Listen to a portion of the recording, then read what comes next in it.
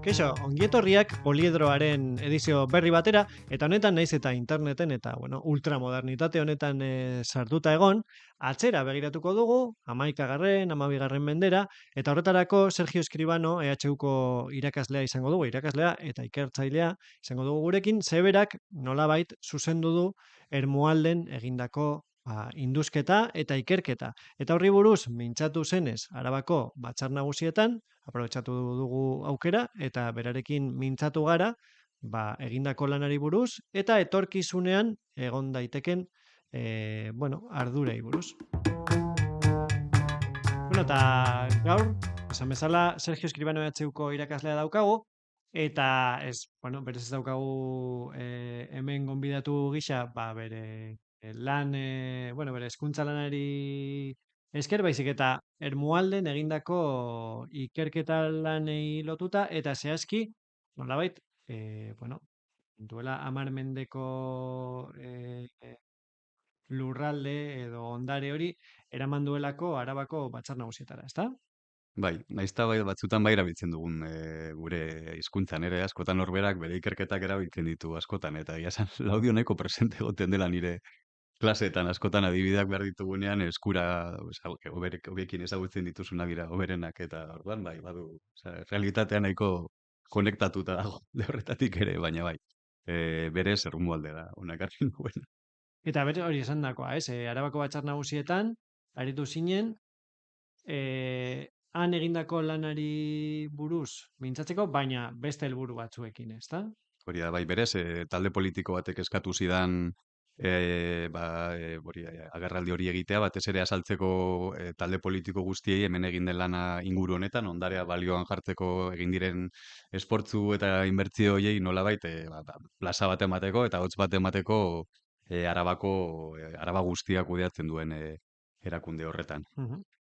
Eta berez, zure asmoa izango litzateke, Arabako Foru Aldundia inplikatzea ere orain arte egin duzu proiektu bat, proiektu hori amaitu da, nolabait, baina oraindik ere badago lanen bat egiteko, ez? Bai, berez, proiektu ezberdinak izan ditugu.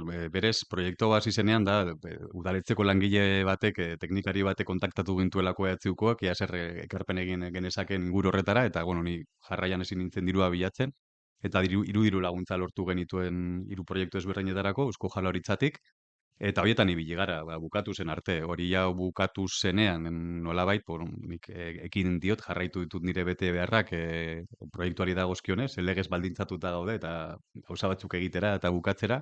Orduan nik nire kabuz jarraitu dut, ikasleen laguntzaz, edo beste kolaboratzaile batzuen laguntzaz, eta behin horren beste urte egon garen ez induzkatzen, hainbat materia dago oraindik lantzeko.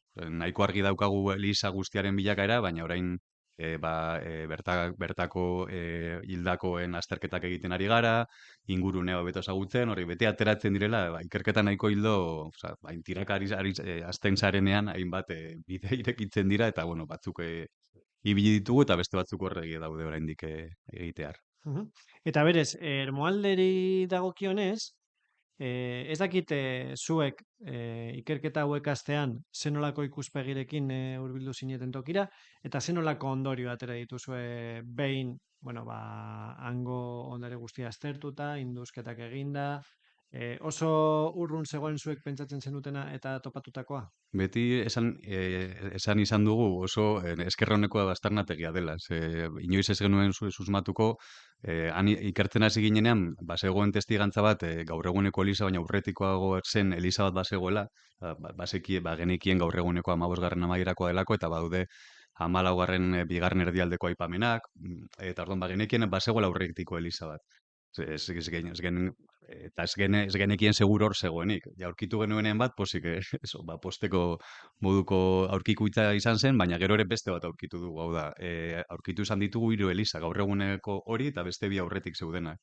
Eta horrez gainere, nahiko umeltasuna duen, nahiko baldintza biotiko zehatz batzu dituen ingurua denez, zetasun askorekin, hainbat elementu kontserbatu dira. Normalean kontserbatzen ez diren elementu organikoak, adibidez zapatak, oihalak, baina baita ere burmuinak, orduan badago material organiko asko, eta horrek ere eman dio beste dimentsio bat indusketa hori. Baita beste zabait nahiko harrigarria izan da, jaso izan ditugun, berreskuratu izan ditugun txamponen kopuru handia, hau da aztarnategi bat oso ikerketarako beti atera, osea, eman dituela kristolako emaitzak. Espero, osea, ja ez bakarrik historiaren inguru, tokiaren bilakaeraren inguruan, baizik eta arkeologia disiplina bezala ere, pues, dakite, beste toki batzuetan aurkitzen ez diren elementuak aurkitu izan ditugulako. Orduan, nahiko aztarnategi nolabait garrantzitsua bilakatu da Araban eta Euskal Autonomi Erkidegoan. Izatez, gonbidapen bat lortu dugu ere Museo Arkeologiko Nazionalean Madrilen hitzaldi bat emateko honen inguruan, hor da, edo hitzaldi ezberdinetara eman dugu, hau da, bada eman du nahikoa, ibilbide luze bat emateko egin dugun ikerketa horri. Eta bere zuek uste zenuten ziur, 14. mendera arte topatuko zenituztela, bueno, elementuak edo frogak, baina mende gehiago, ez, egin duzue atzera. Hori da, hain zuzen ere, ditugun aztarnarik zarrenak dira 12. mende hasierakoak. Lehendabiziko eliza, aipatzen nituen hiroien artean lehendabizikoak, aditugu bi kronologia irizpide edo bat izango zen, osea, 12. mende hasieran, lehendabiziko urteetan, 1000 eta gutxian aurkitu izan dugun txanpon bat, 1100 gutxian, bai aurkitzen dudan. Osea, badaukagu txanpon bat, Nafar eta Araugako errege batena, Alfonso lehendabizikoa borrokalaria, hori izango zen aurkitu dugun aztarnarik zarrena, eta badugu ere, hildakoi egindako karbono 14 datazio baten, pertsona hori hil zen 12. mende erdialdean, eta heldua zen, hau da, 12. mendearen Amerika mailera 12. hasierako tarte horretan jaio eta bizi izan zena hor, eta hil zena 1150 urte inguruan. Orduan, guztiak eramaten gaitu nolabait inguru honen konfigurazio, gizarte eta ekonomia antolaketa berri bat ematen dela, San Pedro kasu adibidez, 11. mende amaieran ematen da inguru honen konfigurazio berri bat. Eta horretan, parte horretan, ja ez bata bakarrik San Pedro eta Lamuzako ingurua, baize baita ere Santa Lucia testu inguru horretan agertuko zen ere, dakiguenagatik. Eta, bueno, hor, ikusten dut, historiaren argazki bat egin duzuela, ez? Argazki horrek zer esaten du, Laudiori buruz eta Ermualderi buruz. Alde batetik, bazegoela, bueno, hau, Nafarroa zeneko tarte horretan, bazegoela egon zela 12. mendearen bueltan antolaketa berri bat, horrek printzipioz Nafarroako koroaren testu inguruan, antolaketa bat, eta gero, momentu jakin batean, gaztelara pasa zenean, badago implikazio eliza berri bat egin zen, bigarren eliza egiten da, aldatu egiten denean nolabait politikoki, eta 13.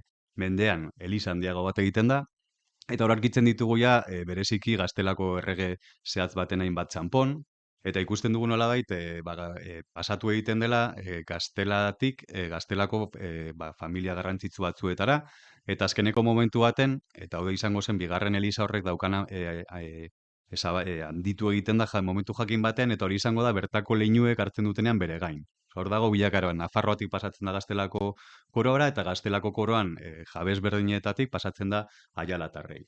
Eta Aialatarrek anuntzi baitarrei usten diete horren kudeak. Eta hor nolabait ematen da hori bai faktore politiko historiko testu inguru horretan ere, nolabait guztiak izan duela islada eliza horren bilakaera. Eta gero, berez ez dakite, Eliza beti izan da Eliza Katolikoari lotutako Eliza, edo bazegoen beste komunitate bat aurretik, edo horren zantzuak topatu dituzu, edo ezin duzu horrelakorik esan. Bueno, berez kristauak oso arraroa da, bueno, ditugun jarduera, heriotzari loturako jarduera guztiak kristautasunarekin bat egiten dute bete-betean, bai posturak, garai bakoitzaren erosten diren moduan erostuta daude. Adibidez, 12. mendean agertzen dira harrizko, alboetan harria jarrita, 14. hasten dira eta harrizko tapak izaten, eta gero ja hobi normalak, ez? Orduan denak esaten du, kristautasunaren nolabait, gainera parrokia bat zen, ez? Parrokia izateak ematen zion ere, Elizarekiko nolabait administrazioaren parte zela. Orduan hor, bakizu Elizak jasotzen dizituela, nolabait, kudeak eta erligiosoa ematen denean, jaiotzen, eriotzen inguruko kudeak eta eskontzena, Elizaren gain zegoen, orduan hor betetzen da, baina berez bai, gertatzen dena da, eta testu inguru historiko eta politikoekin gertatzen dena, momentu jakin batean bertako noblek hartzen dutela bere ardura. Osea, gertatu zen halako botere hutsune bat eman zela 16. mendera arte, eta bertako noblek egiten zutena zen Elizaren patronoak izan. Horrek esan nahi zuen, beraiek eraikitzen zutela, eta mantentzen zutela, baina baita ere amarrekoa beraiek jasotzen zutela. Edozein pertsonaren amarren hori, ez? Mhm. Orduan, momentu joakin batean, behertaroan, nobleziak esarri zuen halako mafia sistema estorsibo bat, eta ikuste, pues, dakit, bai, errotengatik, subiti pasatzeagatik, bueno, edozein jarduera egiten zela, ordaindu jasotzen zuten horren ordaina, eta kasu honetan Elizak izaten ziren, Elizaren patronoak izaten zen beraien politika hori, rekaudatzaile horren eredu eta ardatzetako bat. Eta Mhm. kasu honetan argi ikusten da, ze ematen diren aldaketa politiko edo sozial bat, beste Elizari gehitzen zaio atal bat edo Eliza berri bat egiten da. Aipatzen genuen ez, lehendabizikoa Nafarroa erreinuaren parte zen, bigarrena sartzen da Gaztela zegoenean, bigarren handitu egiten da bertako nobleak hartzen dutenean, eta bertako noblek jarraitzen dute gaur egunekoa ere egiten da oraindik hau patronatoa zen garai horretan. Mhm. Nola beraiek ziren Elizaren patronoak eta beraiek egin eta desegiten zuten. Eta, bueno, gero, aipatu diguzu lehen, ez, kamara itzalita, ba, egin dituzuen azterketek, agerian uzten dutela ere, pues, bueno, klase eta genero ezberdintasunak, ez? Bai, hori izan da azkeneko ikerketek ekarri dutena, nekropolia, Eliza bakoitzak bere nekropolia izan zuen, hori ez dut aipatu, ez? Hasierako Elizak kanpoan eorsten zituzten gorpuak, bigarren Eliza eraikitzen denean hasi ziren orduan 13. Menderdialdean lehendabiziko barruko ehorsketak aurkitzen. Orduan, normalean 13-14 bitartetan hasten dira Elizen barruan hasi ginen Elizen barruan ehorsketak egiten. Orduan, Eliza bakoitzak izan zuen bere nekropolia, eta horien azterketak egin ditugu. Azkenean, bueno, arkeologiak gero eta azterketa gehiago egiten dituenez, horri esker jakin izan dugu adibidez zer nolako gaixotasunak zituzten, ezaugarri demografiko batzuk, ze noiz hiltzen ziren, ze altuera zuten, edo baita ere, zer jaten zuten. Orduan, ikerketa ezberdinen inguruan badakigu adibidez, emakumeak askoz bajuagoak zirela, gizonezkoak baino, bataz beste, bat 56 emakumezkoek eta bat 32 gizonezkoek, ez dakit ondo esan duan, bat 56 emakumezkoek, bat 32 gizonezkoek, eta altuera izaten da ezberdintasun sozialen adierazle argi bat. Horregaitik ere, eta horrek bat egiten du elikaduraren azterketarekin, isotopoak egin genituen Yorkeko Unibertsitatean, eta honek ikerketa horien emaitzak esan zuten lehendabiziko lerroetan ehorstuta zeuden gizonezkoek bakarrik jaten zutela haragia, eta emakumeek berdin zion non ehorstuta zeuden ez zuten haragiriko batez ere esnekietan oinarritutako dieta bat zutela, eta beste atzeko lerroetan estatus txikiago zuten gizonezkoek ere emakumeen elikadura berdina zutela. Horrez gain gaixotasunak ere lotuta zeuden horrekin, gizonezkoek adibidez goietako batek gota zuen, hau da okel asko jaten zuela, beste batek erra egiten zuen edo arraina jaten zuen bakarra zen, apaisa, eta aldiz emakumeetan ez da ikusi halako kontrakoa ikusi da, nolabait izan zituztela elikadura arazoak, anemia gehiago zutela, batzuk eta horrez gainere, agian okerren zeudenak umeak ziren, nolabait, 100-30, 50 bitartean hil egiten zirelako 15 urte bete aurretik. Mhm. Eta hau ikusi izan dugu aztarnategian, ume asko ditugulako, eta ume hauek batzuk zeukaten eskorbutoa, beste batzuk zeukaten rakitismoa, hau da, aurrek, Bai, genero ezita aparte, ziren elikadura gabezi elikadura zituzten. gabezi eta gaixotasun gehien zituztenak. Ez? Nahiko retratu argia garai horretakoa ere, baina orduan, agian hori ohikoagoa da, baina emakume gizonezkoen artean ikusten den arrakala hori oso argia erregistroan, agian ez da horren ezaguna edo ez da horren behar bezain beste aztertu, baina nahiko argia da. Mhm. Bazegoela elikadurai lotutako ezberdintasun eta bizitza baldintzei lotutako ezberdintasun handia gizonezko eta emakumeen artean. Eta gero esan duzu, bueno, fase ezberdinetan egin dituzuela mintusketa hauek eta ikerketa hauek, zenbat urte eman dituzu gutxi gora bera hau guztia bideratzen? Erreza da, hasi ginelako lehendabiziko proiektua 2013an abiatu genuen, baina 2015 arte ez genuen indusketarik egin. Ari ginen datuak biltzen eta ikertzen. Orduan, lehendabiziko indusketa arkeologikoa 2015an izan zen, eta azkenekoa 2020an. Berez, urte horietan 6 kanpaina ezberdin egin izan ditugu. eta horretaz aparte hori bakarrik arkeologiari dagokionez. Eta bakarrik udan, baina esaten nuen ez horren aberatza ere induzkatu izan dugun erregistro hori, pues, lan handia eman digula bai guztia induzkatzea eta baita prozesatzea atera den materiala ere. Mhm. Eta zera, gero, informazio hau guztia bildu eta interpretatu eta abar, egin ez ezik, egin dituzu ere kanpainak, nolabait, jakintza hori guztia zabaltzeko eta gizarteratzeko. Batzuk agian ohikoagoak, baina beste kasu batzuetan, pues, adibidez, tabernetan antolatu dituzue hitzaldiak, nola bururatu zitzaizuen hau guztia? Berez, testu inguruak behartuta edo alde batetik eta beste batetik sinesten dugulako arkeologia publikoan. Orduan, eta aurkeztu izan ginen proiektuak ziren ondarean balioan jartzeko jarduerak. Orduan, guk beti izan planteatu izan dugu ezagutu behar dela zerbait hori zabaltzeko, baina hasieratik hasi ginen zabaltzen. Saiatu izan gara nolabait hori life science edo zuzenean egindako zientzia hori egiten, eta hori arkeologia publikoan benetan sinesten dugulako. Osea, askotan ba irudi jendeak ondarea mirestu behar duela, baina inork ez dio kontatu hori zer den edo zergaitik daukan garrantzia, ez? Orduan askotan ondarean faltatzen dena da nahiko pedagogia egitea eta askotan ikerleok beraie daukagu ardura, ze badirudi badaukala ondareak balio bat berez eta guztiari bezala gizakiok ematen diogu balio bat.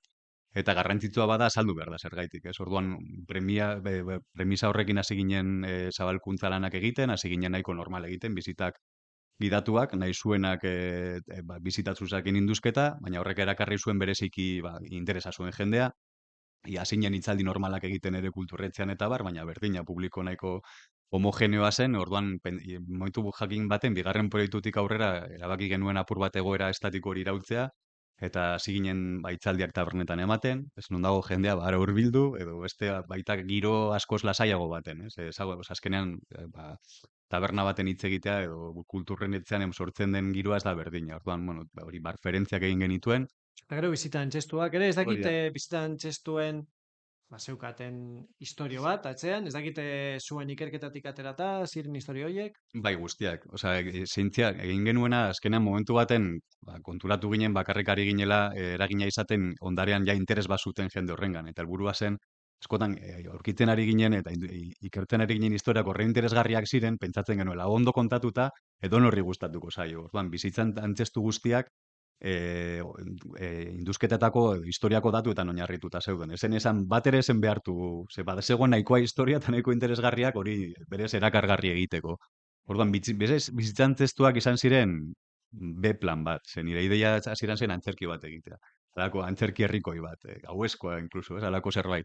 Baina, bueno, asko zailtzen zen, komplikatu egiten zen horren kudeaketa bat, eta erabaki genuen enpresa bat kontratatzea eta beraiekin batera diseinatzea bizita horiek. Eta hori bai izan zirela benetazko arrakasta bat, bete egiten genituen txanda guztiak, tamales bereziki gaztelerazkoak, euskerazkoak baino gehiago betetzen ziren, baina jendeak, bueno, nik jaso izan dituan testigantzak, bueno, jendeak benetan izan zituela esperientzia oso positiboak ondarean, ez? Hori barroio bat izatetik pasatzen da izatera jendeak agripikatu egiten zuen, berez, eta gero aditu ezberdinei egin genienean bizita ere, jo, aipatzen zuten hori zela, berrikuntza bat ondarearen, hori berrikuntza jarduera bat, ez? Aurrera eraman genuela. Baina beti ere, jendea gehiago implikatzeko helburuarekin. Hemen esen ere guk inovatzea arkeologian, baizik eta jendeak izan zezala, informazio hori jaso zezala, eta bestetik garatu zezala hori, sentimendu berezi bat inguruarekiko eta horren iraganarekiko. Ez ikustea, hor ikusten duenean, ikustea hainbat denbora elkartuta, nola baita, jasotzen dugula hori momentu jakin batean, baina hor iragan asko daudela gure orainaldi honetan, ez? Hori horretan zapur bat jabetzea zen helburua ere. Eta urte luze hauetan egindako lanaren ostean, ez dut ja helburu batzuk lortuta dituzuela, baina zuen asmoa honekin, Arabako Batzar Nagusietan egindako agerraldiarekin eta bar, zuen asmoa izango da jarraitzea. Suposten dut. Bai, jarraitzea itxi arte. Hau da, nire helburua orain izango zen, abiatu dugun guzti hau, ze berez, barrukalde guztia, uneko parterik garrantzitsuena, bakarrik utzi dugu erdialdeko zati bat induzkatu gabe, hor zegoelako 19. mendeko enkajonatu bat, eta horrek zuntzitu zuelako urretiko guztia, edo aldareko partea, arkaitza dela, orduan guk behintzat nire ikuspuntutik barrukaldea induzkatutzat ematen genuen, eta orain helburua izango zen, abiatu duguna nolabait ixtea, eta badaude pleko batzuk, adiez, materialak oraindik ikertzen ari gara. Proiekturik ez denez egon, bueno, nik ikasleekin ali izan dudan moduan garbitu eta inventariatu ditut materialak. Nahi dugu ere, aipatu izan dizudan elikaduraren ikerketa egin izan genuen 16. mendetik 18. menderako hildakoekin, baina egin nahi nuke ere erdiarokoekin berdina. Orduan ja adostuta daukat Yorkeko Unibertsitatean egingo dutela master amaierako lan bat erdiaroko hoiekin, orduan adibidez hori egiteko dago, ze elikadura zuten. Baita ere ikertu nahi ditugu hori gaixotasunak, sortu behar dugu GIS bat, sistema bat osatu genuen lehendabiziko induzketetan eta azkeneko induzketak GIS horretan unifikatzea falta da, eta baita ere nahi genukena izango zen egitea plangintza bat induzketa gabe halako inguruaren antolaketa nolakoa zen jakiteko. Ze badakigu Elizaren inguruan guztia, Eliza ezberdinen inguruan, baina horren inguruan dagoen populatzeaz ez dakigu ezer. Datuek diote ziurrenik gaur egun antzeko populazio bat izan dela hasieratik, nahiko sakabanatua. Atlantiar isurialdean ohikoagoa dena, ez? Adibidez, Arabar Lautadan herrixkak dira.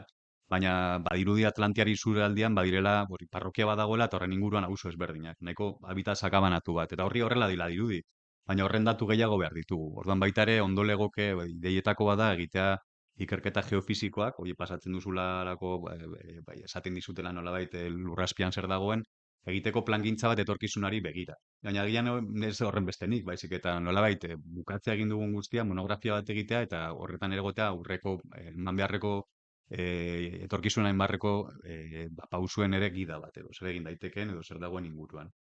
Berez orain nire idea izango zen gehiago hori, apur bat egindakoa behar bezala iztea, ez oso induzketa oparoa izan da, datu asko lortu izan ditugu eta horren nolabaiteko monografia bat egitea, datu guztiak homogeneo baten aurkeztuz, hau falta zaigu, bestea falta zaigu, guztia dugunean monografia bat egin, eta hori, esku horri batekin, inguruan hau dago, esku sartzeko edo mendik. Ez hori izango zen helburua.